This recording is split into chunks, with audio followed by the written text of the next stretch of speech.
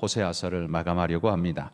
호세아서는 고멜과 같은 우리에게 신랑 되신 하나님의 진실 어린 마음을 우리에게 보여주는 말씀이죠. 범죄하고 또 범죄하는 우리에게 끝없이 불타는 뜨거운 사랑으로 우리를 놓지 않으시는 하나님의 간절한 사랑을 보여주는 책이 호세아서입니다. 그러면서 그런 우리에게 호세아서는 강하게 요청하죠. 오늘 본문에도 나온 것처럼 돌이키라라는 것을 강조하고 있습니다. 고멜이 항상 갈망하는 그 악한 자들, 음부들은 결코 고멜에게 구원이 되지 않았습니다. 고멜에게 그들은 구원이 아니며 인생의 답도 아니었습니다. 그럼에도 불구하고 어리석은 고멜은 그들이 구원인 줄로만 착각하고 끝없이 달려가기만 하는 그 모습을 보노라면 마음이 답답함이 몰려오기까지 하죠. 그런데 여러분, 그런 모습이 고멜의 모습만이 아니라 그게 바로 이스라엘의 모습이었고 또 그 모습이 오늘 우리의 모습 아닌가라고 돌아보는 눈이 우리에게는 꼭 필요합니다. 여러분, 이 땅에 유한한 것을 얻기 위해 영원한 것을 팔아버리는 어리석은 일을 하지 마시기를 바랍니다. 고멜은요, 평생을 함께할 호세아 남편을 두고서 잠시간을 함께할 사람에게 모든 걸 걸어버리는 어리석은 일을 행하지 않습니까? 여러분, 우리도 영원 천국을, 하나님과 함께하는 영원을 오히려 이 땅의 물질과 쾌락과 잘남을 위해서 다 내던져버리고 팔아버리고 오늘을 사는 어리석은 이들, 오늘만 살고자 하는 그런 어리석은 모습, 여러분, 이건 굉장히 어리석은 일이죠. 오늘 고멜을 보면서 우리가 되돌아보는 시간이 될 수 있기를 소망합니다. 오늘 호세아서의 마지막 장은 이렇게 시작합니다. 이스라엘아, 내 하나님 여호와께 돌아오라 라고 선언합니다. 이 외침을 외치고 있는 하나님의 마음은 여러분 어떨 거라고 생각하십니까? 아마 그건 떠나버린 아내를 애타게 찾는 남편의 애절한 마음일 것이며, 떠나버린 탕자 아들을 하염없이 눈물로 기다리고 있는 아버지의 간절한 마음일 것입니다. 그래서 그 마음을 호세아서 11장 8절은 이렇게 표현합니다. 함께 읽어봅시다. 에브라임이여, 내가 어찌 너를 놓겠느냐? 이스라엘이여, 내가 어찌 너를 버리겠느냐? 내가 어찌 너를 아드마같이 놓겠느냐? 어찌 너를 스보임같이 두겠느냐? 내 마음이 내 속에서 돌이키어 나의 긍휼이 온전히 불붙듯 하도다. 여기 아드마나 스보임 같은 곳이 어떤 곳인지 여러분 잘 몰라도 상관없습니다. 이 어감, 느낌이 무언지 느낌이 오시죠. 불붙는 하나님의 사랑이 얼마나 애절한지를 읽어보게 합니다. 여기 에브라임이여 라고 외치고 있는데, 이건 에브라임 지파 하나를 이야기하는 게 아니라 에브라임 지파는 북쪽 이스라엘 땅의 우두머리 지파였기 때문에 북쪽의 10지파를 전부 다 상징하는 인물로 지파로 거론되죠. 그래서 에브라임이여 라고 부르는 건 한 지파를 부르는 게 아니라 북이스라엘 전체를 부르는 겁니다. 그러니까 북이스라엘을 향한 하나님의 불타는 사랑, 그걸 보여준다는 말이죠. 나는 너를 못 잊는다 라고 지금 말하고 있는 겁니다. 그러나 이런 불타는 사랑과 애절한 부름에도 불구하고 이스라엘은 어떻게 반응했습니까? 호세아 12장 1절입니다. 읽어봅시다. 에브라임은 바람을 먹으며 동풍을 따라가서 종일토록 거짓과 포악을 더하여 아수르와 계약을 맺고 기름을 애굽에 보내도다. 여러분, 이 말씀이 다 무엇입니까? 바람 먹으면 배부릅니까? 아니죠. 하나도 배부르지 않죠. 먹는 수고만 더할 뿐 아무것도 없는 허망한 짓을 하고 있다는 걸 표현하는 말입니다. 바람을 먹으며 동풍을 따라가서 종일토록 거짓과 포악을 행하고 아수르와 계약을 맺고 기름을 애굽에다가 보내고, 여기 기름 뭡니까? 성경의 기름은 항상 하나님께만 제물로 드려지는 것으로 영광을 상징하는 것입니다. 그러니까 여기 기름을 애굽에 보낸다는 말은 이스라엘의 영광을 애굽에다가 팔아넘기고 있는 그런 모습을 보여주고 있는 거죠. 한마디로 이 12장 1절의 말씀은 허망하기 짝이 없는 이스라엘의 허탄한 모습을 노래하고 있는 거지요. 저는 이 구절을 읽으면서 탈선한 자식이 부모의 그늘을 거부하고 세상에 나아가서 죄악된 무리들에 끼어 죄와 악을 일삼으며 그 굴레에서 인생을 망치고 있는 모습, 머릿속에 상상이 되시죠? 여러분, 그런 모습과 흡사하다라고 생각됩니다. 그 자녀도 처음에는 그런 삶을 원해서 그렇게 나간 건 아니겠죠? 더 좋고 화려한 것을 꿈꿨겠지만 세상에 나가보니까 자기를 제약하고 살아남기 위해서는 그럴 수밖에 없는 것들이 너무나 질비하게, 부모의 도움 속에 살 때에는 모든 게 불평이고 불만이었는데 세상에 나가보니까 그 부모님이 주셨던 것이 이게 얼마나 큰 건가를 그제서야 깨닫게 되죠. 그리고는 거짓골을 하고 있는 자기의 모습을 아마 발견하지 않겠습니까? 그런 자녀를 보고 있노라면 부모의 마음이 어떻겠습니까? 불이 타고 있지 않겠습니까? 이게 바로 하나님의 마음이라는 거죠. 이러한 그들에게 오늘 마지막 장 14장에서 호소하고 있습니다. 하나님께서 그들에게 바라는 것이 무엇일까요? 세 가지로 오늘 호소하는데 그 부분을 살펴봅니다. 첫 번째로 죄를 인정하는 것을 하나님이 요구하고 계신다는 겁니다. 1절 말씀해 보시면 이스라엘아 내 하나님 여호와께로 돌아오라 네가 불의함으로 말미암아 엎드러졌느니라 라고 말씀합니다. 그들의 엎드러짐 곧 멸망은 무엇 때문입니까? 불의함 때문이라고 말합니다. 의를 버리고 죄와 악을 함부로 일삼으려 행하는 그 행동의 결말은 그들이 꿈꾸는 것처럼 부자 되는 게 아니었습니다. 행복한 것도 아니었습니다. 오히려 엎드러짐이었습니다. 자빠지고 넘어지는 것이었다는 말이죠. 한마디로 그의 인생이 화려한 꿈을 꾸었지만 아주 인생의 수렁에 처박혀버리는 그것이 그들의 현실이었다는 거죠.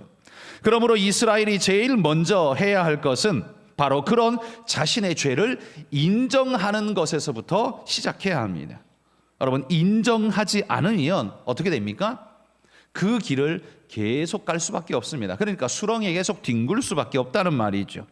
돌이키는 것은요, 그 허물을 언제나 인정하는 것에서부터 시작합니다. 여호와께 돌아올 수 있는 첫 번째 조건은 자기 죄를 인정하는 것입니다. 요한 1서 1장 9절 우리 신약 말씀 한번 읽어봅시다. 만일 우리가 우리 죄를 자백하면 그는 미쁘시고 의로우사 우리 죄를 사하시며 우리를 모든 불의에서 깨끗하게 하실 것이요. 하나님은 지금 뭘 약속하고 계십니까? 우리가 우리 죄를 뭐하면? 자백하면 하나님은 우리 죄를 씻으시고 깨끗게 하시고 약속으로 돌이키실 거라고 하나님이 약속해 주고 있습니다. 그러므로 깨끗게 되고 인생의 회복이 일어나는 첫걸음은 뭐냐 하면 내 죄를 인정하는 것입니다. 거기서부터 시작한다는 거예요. 그래야 돌이킴이 가능합니다. 내 마음이 회개하고 돌이켜야 내 몸이 그 뒤를 따라서 따라갈 수 있다는 말입니다.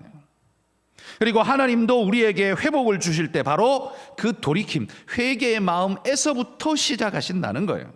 우린 이걸 회개라고 부르죠. 회개, 돌이키고 고친다는 의미입니다. 돌이키려면, 고치려면 반드시 필요로 되는 첫 단추가 뭐냐 하면 자기 허물과 자기 잘못을 인정하는 겁니다. 아, 내가 잘못했습니다. 내가 죄인입니다. 내 허물입니다. 이것에서부터 시작한다는 말이에요.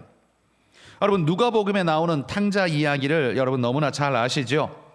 이 둘째 아들, 그는 아버지가 아직 버젓이 살아계심에도 불구하고 아버지 어차피 당신 죽으면 나한테 유산 물려줄 거잖아요. 그건 미리 내놓으세요. 정말 끔찍한 이야기를 아버지에게 던졌습니다. 그러나 아버지는 눈물을 머금고 그 유산을 떼어서 둘째 아들에게 주었습니다. 그런데 그 둘째 아들이 그 많은 재산을 들고 나아가서 허망한 자들과 함께 허랑방탕하게 다 써버렸습니다. 그리고 함께한 그들은 항상 자기 옆에 있어줄 줄 알았는데 돈이 떨어짐과 동시에 칼같이 그들은 다 사라지고 말았습니다. 그리고 그는 한 푼도 없으니 목숨을 연명하기 위해서는 무슨 일이든 해야 하는데 제대로 된 일을 해본 적이 없으니 일꾼으로 써주지도 않으니 가장 저주스러운, 가장 욕된 일, 돼지를 치는 일, 이 돼지 우리간에서 돼지를 치는 일을 그가 맡게 되죠. 그의 인생 자체가 돼지우리 인생이 돼버렸다는 겁니다. 그런데 놀라운 건 여러분, 그의 인생이 어디에서 반전이 일어납니까? 바로 자기의 죄를 자백하면서부터 인생 반전이 일어나기 시작합니다. 누가복음 15장 18절 19절입니다. 읽습니다. 내가 일어나 아버지께 가서 이르기를 아버지, 내가 하늘과 아버지께 죄를 지었사오니 지금부터는 아버지의 아들이라 일컬음을 감당하지 못하겠나이다. 나를 품꾼의 하나로 보소서 하리라 하고. 탕자의 인생을요, 여러분, 탕자의 인생을 딱 반으로 딱 접는다면 여기 딱 접히는 요 접지 부분, 그 인생의 전환점, 여기가 어디냐면 바로 돼지우리에서 회개하고 있는 순간, 바로 그것입니다. 자기 죄를 자복하면서부터 인생의 실마리가 풀리기 시작했다는 말이에요. 보통 끝까지 인생이 안 풀리는 이유 중에 가장 큰 이유는 대부분 이걸 겁니다. 아마 끝까지 고집하는 우리의 고집스러움 때문일 겁니다. 잘못한 줄 알면서도 끝까지 자신이 잘못했다는 말을 하기 싫어서 고집하고 있는 그런데 그렇게 되면 어떻게 돼요? 끝까지 수렁에서 뒹구는 자기를 볼 수밖에 없다는 겁니다. 인생의 회복이 일어나지 않는다는 거예요. 자기 죄를 인정하려 들지 않고 오로지 그걸 부모 탓, 환경 탓, 국가 탓하면서 남의 탓으로 돌리는 그 자세는 답이 없다라는 말이에요. 여러분, 인생은 자세가 만듭니다. 여러분의 실력이 만드는 게 아니에요. 여러분의 자세가 여러분의 인생을 만드는 겁니다. 여러분의 인생이 오늘 왜 이 모양인가? 여러분, 혹시 그런 넋두리가 있다면 제일 먼저 여러분의 자세를 객관적으로 한번 돌아보십시오. 여러분의 자세가 그렇기 때문에, 나의 자세가 그 모양이기 때문에 내 인생이 지금 그 길을 걷는 겁니다. 형편이 어렵고 힘들기 때문에 내가 이렇게 떠밀려 왔다, 이렇게 환경의 요인을 우리는 이야기할 수 있습니다. 물론 환경의 요인이 분명히 크게 작용합니다. 그러나 여러분, 그런 환경에서도 어떤 선택을 했느냐, 그건 언제나 내 몫이지 남의 몫이 아닙니다.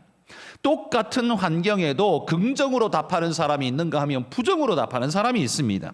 삶을 새롭게 하는 사람이 있는가 하면 누구 탓 하면서 분노하면서 괜히 멀쩡한 사람, 흉기를 들고 흉포한 짓을 저지르는 그런 사악한 자들도 있습니다. 그들은 말할 겁니다. 환경 때문에, 누구 때문에, 무엇 때문에. 아닙니다. 그거 어리석은 소리입니다. 누구 때문이 아니라 자기 결정입니다. 자기 때문입니다.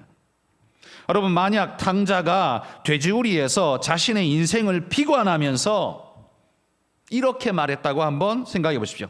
나는 잘해보려고 했는데 저 나쁜 놈들이 나를 꼬드겨서 내 재산 다 갈취해가고 나를 돼지우리에 처박았다.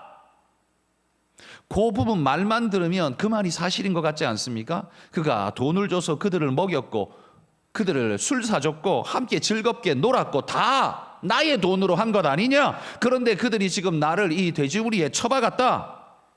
그렇게 그것만 보면 그 말이 맞는 것 같아요.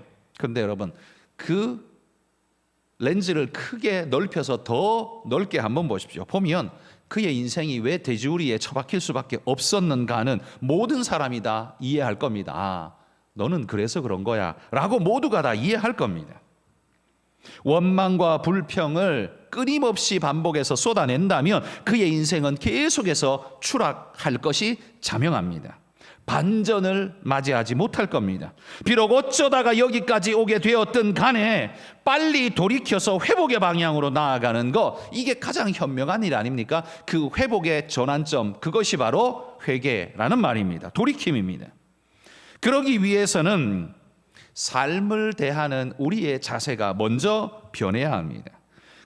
그리고 그 변화의 시작은 우리의 허물과 죄를 인정하는 것에서부터 시작합니다. 남에게 원인을 찾으려는 사람은 결단코 그의 인생이 전환이 일어나지 않을 겁니다. 그러면 그 사람은 계속해서 이렇게 말할 거예요.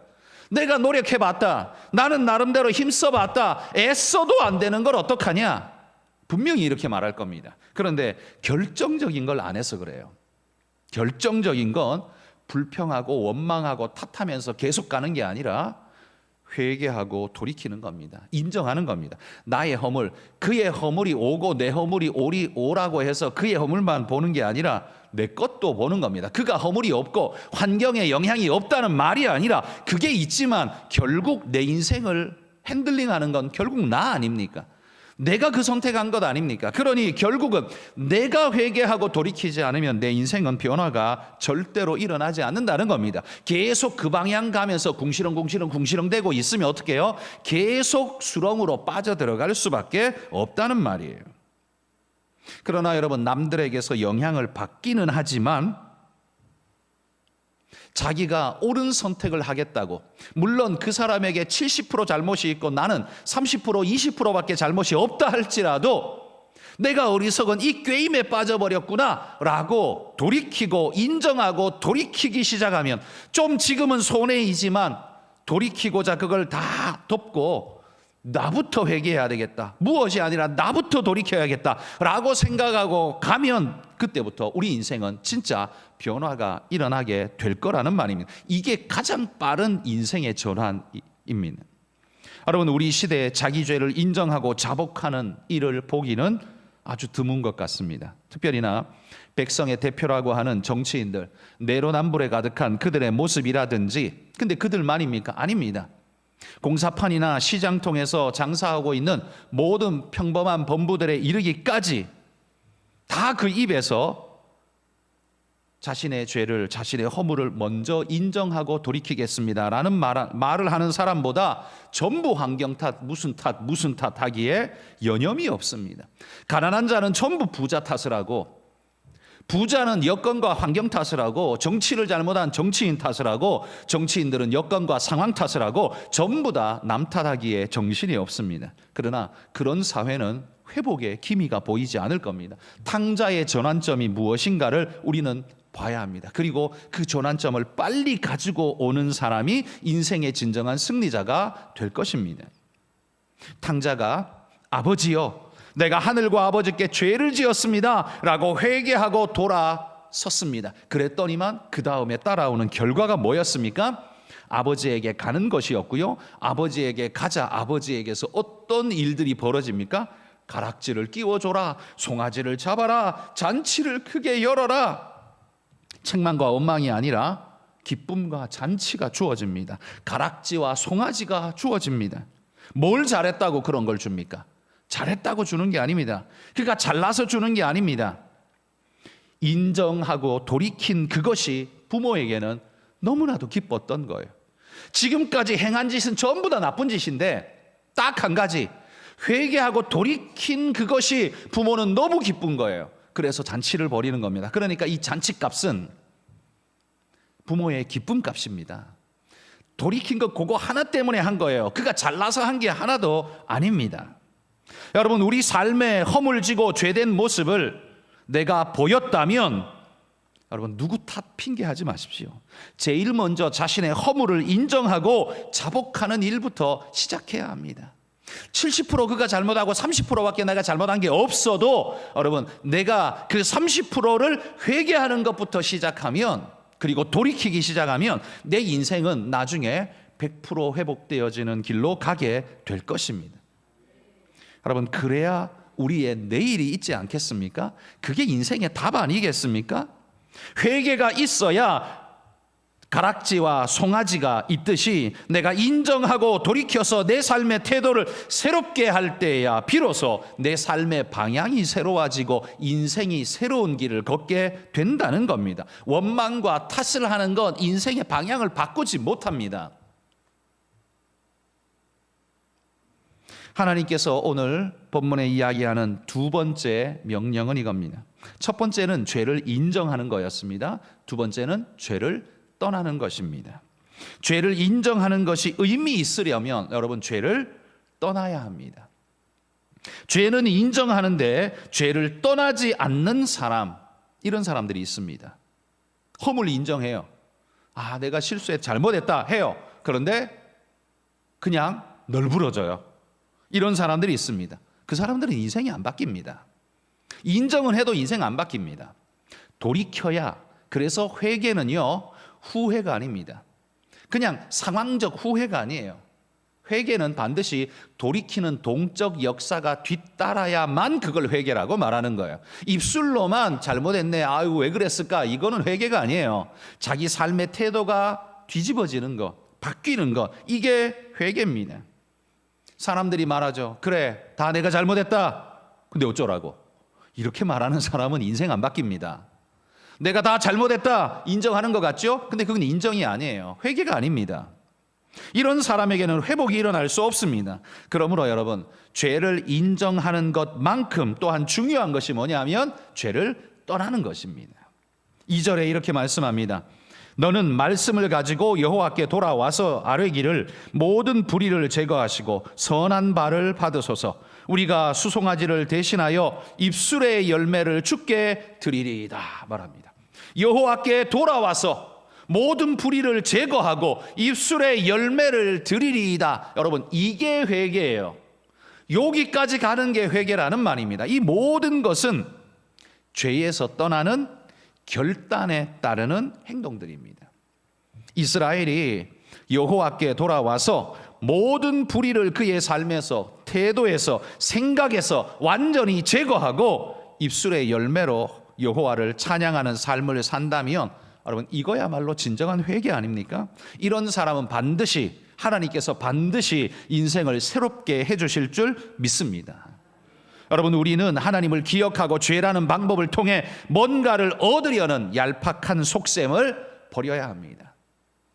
그 얄팍한 속셈으로 달콤한 지금은 얻을 수 있을 겁니다. 그런데 내일은 다 불살라질 것입니다. 그러니 이게 얼마나 어리석은 일이냐는 거죠.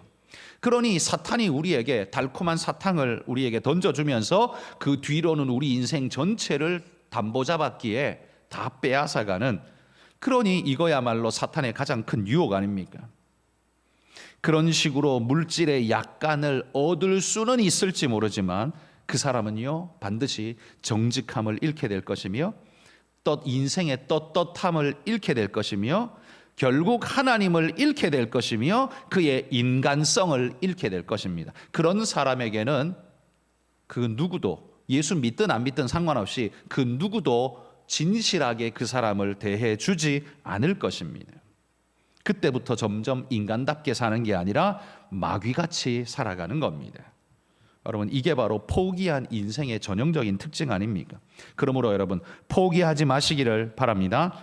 하나님께서 여러분을, 그리고 저와 여러분을 하나님의 형상으로 창조하신 그 아름다운 것을 마귀에게 던져버리는 이런 어리석은 일을 하지 말아야 한다는 말이에요. 죄와 악을 버리고 입술의 열매를 하나님께 드리십시오. 입술의 열매가 뭡니까? 그건 아마도 대표적인 것이 찬양일 것입니다. 찬양. 천천의 수양과 만만의 강수 같은 기름보다 하나님의 의와 공의를 사모하며 그분을 찬양하는 높임이 내 입술에 살아있다면 하나님은 가장 기쁘게 그것을 받아주실 겁니다. 여러분이 1억을 헌금하는 것보다 여러분 입술에 아름다운 진실한 찬양을 올려드리는 것, 이것을 하나님은 더 기쁘게 여기실 겁니다. 이렇게 말하면 마음속에 꼼수가 생각나는 사람들이 있죠. 그러면 1억 드려야 할 때 그냥 내가 교회 나와서 찬송가 한번 부르면 되겠네? 그건 찬양이 아니죠. 그건 이런 찬양이 아닙니다. 여기서 말하는 찬양은 그의 중심이 녹아있는 진짜의 찬양입니다. 왜 이런 찬양을 할까요? 여러분 왜 이런 찬양을 합니까? 여러분도 경험이 있으시겠지만요, 하나님 앞에 회개하고 용서의 기쁨을 누리는 사람은 그런 걸 느껴보셨죠? 그 다음엔 당연하게 뭐가 따라오던가요? 자연스럽게 찬양이 따라옵니다. 그냥 입술이 흥얼거리고 하나님을 노래하게 됩니다. 하나님 앞에 회개하며 용서받은 자의 기쁨은 반드시 찬양을 동반하게끔 되어 있다는 말이에요. 왜냐하면 감사하기 때문이에요. 허물지고 연약한 자신을 받아주시는 하나님의 은혜가 놀랍고 이제는 새로운 삶을 살아가리라는 결단과 기쁨이 자신에게 생겨나는 겁니다. 그러니까 자기도 모르게 찬양이 나오는 거예요. 여러분, 세상 사람들도요, 인생에 기쁨이 주어지면 노래가 나오잖아요. 그런데 여러분, 신앙인은요, 하나님이 우리 인생에 기쁨과 은혜를 주시면요, 당연히 찬양이 나옵니다. 그런데 여러분, 반대로 우리가 하나님이 싫어하시는 일들의 마음을 두고 행하며 하나님과 관계가 껄끄러워지면 그때부터 나타나는 증상이 뭘까요? 그게 바로 찬양이 내 입술에서 사라진다는 겁니다. 내 입술에서 언제부턴가 찬양이 끊어졌다면 여러분 자신을 돌아보십시오. 왜 끊어졌지? 언제부터 끊어졌지? 한번 돌아보십시오. 거의 10중 8구 여러분이 하나님 앞에 부끄러운 허물의 죄를 지었을 때부터일 겁니다. 시편 51편은요, 다윗이 밧세바를 취한 후에 하나님의 책망을 듣고 회개하면서 불렀던 노래입니다. 그런데 그 회개의 노래에서 다윗이 간절하게 바라는 회복의 제목이 뭔 줄 아십니까? 시편 51편 15절 한번 읽어봅시다. 주여 내 입술을 열어주소서, 내 입이 주를 찬송하여 전파하리이다. 범죄한 다윗이요, 지금 뭘 간절히 하나님께 구하고 있는 겁니까? 내 입술을 열어달라고 말해요. 왜? 뭐 때문에 열어달라는 거예요? 끊어졌기 때문입니다. 그 입술이 주를 찬송하고 싶은데 범죄하고 난 다음에 양심이 찔리고 가책을 받고 눌려서 그 입술에서 찬양이 끊어진 거예요. 찬양의 사람인 다윗이 범죄한 이후에 양심에 찔려서 감히 찬양할 수가 없었습니다. 찬양에서 멀어진 자신의 인생은 점점 메말라가고 죽어간다는 걸 스스로가 절감하게 된 겁니다. 그래서 나단 선지자를 통해서 콱 찔림을 받고 난 다음에 눈물을 왈칵 쏟아내면서 회개하고 난 다음에 그 다음에 그가 바라는 갈망은 내 입술을 열어주소서 이거였습니다. 기도하는 것뿐만 아니라 찬양을 회복시켜달라는 간청입니다. 여러분, 찬양이 사라진 그리스도인은 시체와 같습니다. 딱딱하고 굳어있고 형식적이고 율법적일 겁니다. 그러나 찬양이 살아있는 성도는 윤기 나고 힘이 있고 생기가 있고 기쁨이 넘칠 겁니다. 다윗은 이 사실을 깨닫고 내 입술을 열어달라고 하나님께 간청하는 겁니다. 여러분이 인생이 하나님 앞에 범죄하고 허물지고 무너져서 닫혀있는 그런 인생이라면 가장 빨리 하나님 앞에 회개함으로 나와서 찬양을 회복하시기를 소망합니다. 여러분이 찬양을 회복하시면요, 인생이 밝아질 겁니다. 그 밝은 인생을 통해 하나님의 축복의 햇빛이 여러분에게 비치게 될 것입니다. 그게 인생의 복 아닙니까, 여러분? 하나님 안 믿는 사람이 이런 축복 못 누려요. 이런 기쁨 못 누립니다. 하나님 안에 있는 자에게만 주시는 하나님의 놀라운 축복인 줄 믿습니다. 오늘 호세아서의 마지막으로 세 번째 하나님이 바라시는 것은요, 하나님의 긍휼을 의지하라라고 말씀하는 겁니다.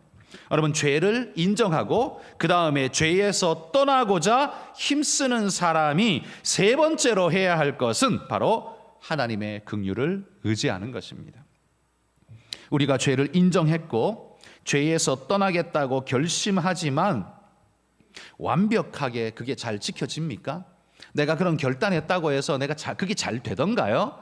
그게 잘 되지가 않습니다. 또 넘어집니다. 그럼 어떻게 해야 합니까? 나 같은 놈은 정말 쓸모없는 놈이야 하고 절망해야 합니까? 아닙니다. 그래서 그때 꼭 필요한 게 뭐예요? 그게 바로 하나님의 긍휼을 의지하는 겁니다. 내 노력으로만 회개가 완성되지 않습니다.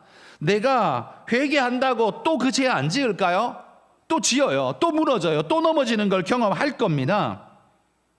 그러기에 우리에게 진짜 필요한 건 뭐냐 하면요, 하나님의 긍휼입니다. 용서하시고 다시 일으켜주시는 그분의 긍휼을 의지해야 합니다. 이 말은요, 뻔뻔하라는 말 하는 게 아니에요.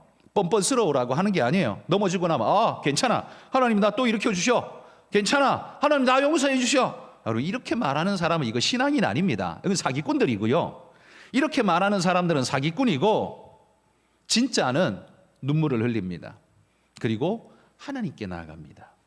사람들에게는 자기의 허물을 이야기하고 나는 이렇게 하나님 앞에 참 죄인되군요. 나는 노력했는데 참 이렇게 넘어지니 마음이 답답합니다. 그러나 나는 하나님께 가겠습니다. 그리고 하나님 앞에 가서 다시 그분의 은혜를 의지하고 붙잡는 겁니다. 그래서 여러분, 하나님의 긍휼을 의지하라는 말은 뻔뻔하라는 말이 아니라 포기하지 말라는 말입니다. 하나님은 우리를 영원히 놓아버리지 않기 때문에 포기하지 말라는 말입니다. 실패한 실패하고 나면 나는 좌절하고 포기에 가까이 가게 됩니다. 그러나 하나님의 은혜를 붙잡고 그 포기의 수렁에서 빠져나오라고 주님이 말씀하시는 거예요. 여러분, 성경에 보면요, 하나님의 긍휼을 의지한 자들에게서 나타나는 특징이 있습니다. 다니엘서 9장 18절 한번 읽어봅시다. 나의 하나님이여, 귀를 기울여 들으시며 눈을 떠서 우리의 황폐한 상황과 주의 이름으로 일컫는 성을 보옵소서. 우리가 주 앞에 간구하옵는 것은 우리의 공의를 의지하여 하는 것이 아니요 주의 큰 긍휼을 의지하여 함이니이다. 하나님의 긍휼을 의지하는 자는요, 하나님께 나아갈 힘을 얻습니다. 자기 자신이 아무리 실패하고 무너진 존재라 할지라도 자기를 돌아보면 절망인데 하나님의 긍휼을 보면서 그분께 나아갈 힘을 얻는 거예요. 그래서 히브리서 4장 16절에는 또 이렇게 말합니다. 읽어봅시다. 그러므로 우리는 긍휼하심을 받고 때를 따라 돕는 은혜를 얻기 위하여 은혜의 보좌 앞에 담대히 나아갈 것이니라. 하나님의 긍휼하심을 의지하는 자는요, 은혜의 보좌 앞에 나아간다고 말합니다. 비록 내가 죄인이지만, 내가 흉악한 죄를 지었다 할지라도 그 죄를 씻고 새로운 기회를, 새로운 생명을 얻을 수 있는 길은 오직 그분의 긍휼을 의지하며, 내가 참 부끄럽지만, 내가 하나님 앞에 민망하지만, 염치가 없지만 그래도 하나님의 은혜 외에는 나를 살려주실 방법이 없습니다. 하나님 불쌍히 여겨주옵소서. 여러분, 이게 신앙 아닙니까? 이게 신앙입니다. 성경에는요, 여기 은혜의 보좌 앞에 라고 말하는 은혜의 보좌, 이거 무엇인가 하면 구약 이스라엘 백성들에게는요, 은혜의 보좌라서 시은좌라고 부르기도 합니다. 은혜를 시여하는, 은혜를 베푸시는 자리라는 말이죠. 시은좌라고 부릅니다. 그런데 그러면 시은좌가 도대체 어디냐라고 하면 하나님의 하늘의 보좌겠죠. 근데 그건 보이지 않잖아요. 그래서 하나님의 임재의 상징인 언약궤. 근데 언약궤에는 원래 뚜껑이 없는 궤짝이거든요. 언약궤는 뚜껑이 없는 궤짝인데 거기에 뚜껑처럼 만들어서 덮으면서 그 위에 천사 둘을, 스랍이라는 천사를 세워서 언약궤라고, 그것이 하나의 세트가 되어졌습니다. 그래서 그 천사가 서 있는 그 뚜껑판, 그 천사의 날개 가운데 그 자리가 하나님의 임재의 좌소라고 믿었습니다. 왜냐하면 이 천사들이, 스랍이라고 부르는 천사는 하나님을 호위하고 지키는 천사들이었거든요. 그래서 그들이 날개를 펴고 보호하는 그 가운데에 누가 계시는가? 하나님이 계신다라고 그들은 믿었습니다. 그래서 대제사장이 1년에 한 번 지성소에 들어와 피를 뿌리며 하나님 앞에 죄의 속죄를 구할 때 하나님이 그 속죄의 은혜를 베풀어 주시는 자리, 그게 어디에서부터 나오는가 하면 바로 그 시은좌에서부터 나온다라고 그들은 생각했다는 거죠. 은혜의 자리, 하나님이 은혜 베풀어 주시는 곳, 그곳이 바로 시은좌입니다. 그러므로 여러분, 비록 내 삶의 허물과 실수 때문에 낯 부끄러움을 느낀다 할지라도 하나님께 나아가십시오. 남들이 볼 때는 너 참 뻔뻔하다라고 말할지 모르지만 여러분, 하나님 앞에는 우리는 뻔뻔함으로 나갈 수밖에 없어요. 왜? 그것밖에는 구원의 방법이 없기 때문이에요. 그거 포기하면 방법이 있습니까? 아니요. 다 죽음이에요. 그럼 죽겠습니까? 아니요. 살아야죠. 살아야 합니다. 그게 하나님 뜻이에요. 그래서 우리는 염치 없지만 하나님께 갑니다. 그러나 가면서 어떻게 해요? 내 죄를 하나씩 하나씩 다 떨어버리고, 하나님 회개합니다. 이런 죄 회개합니다. 이 죄 회개합니다. 내 말로 지은 죄 회개합니다. 남들이 볼 때는 야, 세상 사람 다 그렇게 살아, 그게 뭐 죄야? 라고 말할지 모르지만 양심이 깨끗하게 살아있는 그리스도인들은 그것이 몹시 죄스럽게 여겨집니다. 왜? 하나님이 보고 계시니까요. 하나님 앞에 있기 때문에 그렇습니다. 그러니 시커먼 마귀 앞에 있는 자들하고 같을 수가 없어요.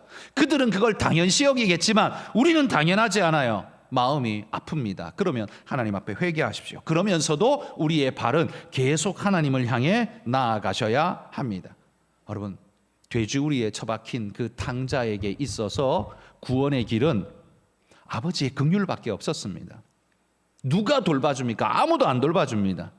아버지의 긍휼만이 그 아들을 살려낼 수 있었습니다. 마찬가지로 여러분, 우리를 살려낼 수 있는 방법도 오직 하나님의 긍휼에 의지하는 것 외에는 없습니다. 그러면 오늘 본문이 말하고 있는, 오늘 설교에서 제가 세 가지 말씀을 드렸습니다. 죄를 인정하라. 나의 죄의 자리에서 내 죄를 먼저 인정해라. 두 번째, 그 죄를 떠나 하나님께로 돌이키라. 그런데 그 방향으로 나아가되 하나님의 은혜를 간절히 구하면서 의지하여 그분께 나아가라. 바로 이게 호세아서를 통해서 하나님이 이스라엘에게 요청하고 계시는 메시지라는 말입니다. 여러분, 우리도 이렇게 살아갈 수 있기를 축복합니다. 하나님만이 나를 살리십니다. 여러분, 내 마음이 그분 안에서만 회복됩니다. 돈이 많다고 내 회복되는 거 아니에요. 내 마음이, 내 심령이, 내 인생이 하나님 안에서만 회복됩니다. 주님을 만나고 주님 안에서 인생이 바뀌시는 은혜의 축복자들이 되시기를 소망합니다. 기도하겠습니다. 하나님,